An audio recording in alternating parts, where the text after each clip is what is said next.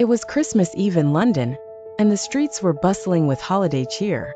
Snowflakes danced in the chilly air as people hurried along with parcels and gifts, jolly laughter echoing amongst the evening carols.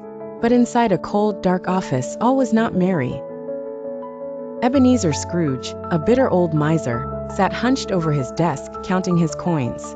His long face, framed by a gray beard, bore the lines of years spent devoid of warmth and joy. He hated Christmas and all the merriment that came with it, viewing it as a waste of time and resources.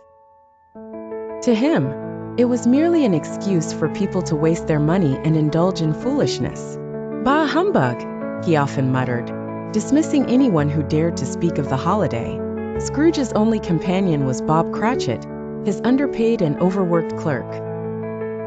Bob sat shivering at a small desk, his thin frame hardly able to keep warm in the freezing office. Bob's family was poor, but each Christmas, he found a way to be joyful for the sake of his children, especially his beloved son Tiny Tim. As the day wore on, Scrooge received a visit from his cheerful nephew Fred, who burst in with a smile and wishes of merriment. "Merry Christmas, Uncle! Join us for dinner tomorrow, won't you?" he exclaimed. Scrooge glared at him. "What right do you have to be merry? You're poor enough." Fred, undeterred, replied, "Christmas is a time to be joyful, Uncle. It's a time for love and compassion. Please come." "Leave me be, Fred. Good afternoon," Scrooge snapped.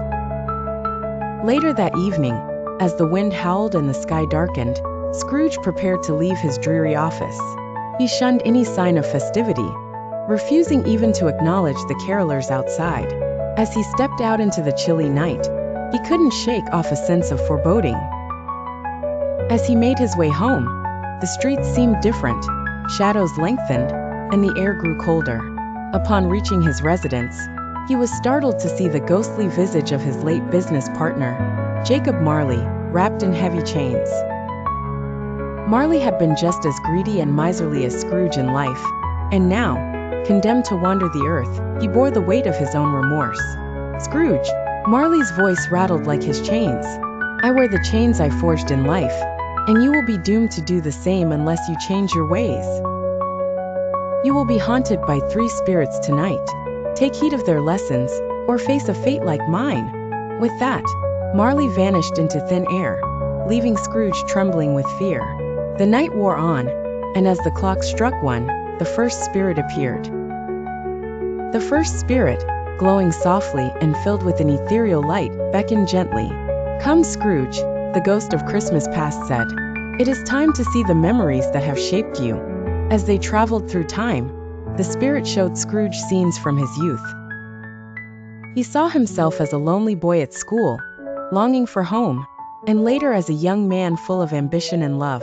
He witnessed joyous moments with friends and a beloved woman named Belle, who ultimately left him due to his insatiable greed.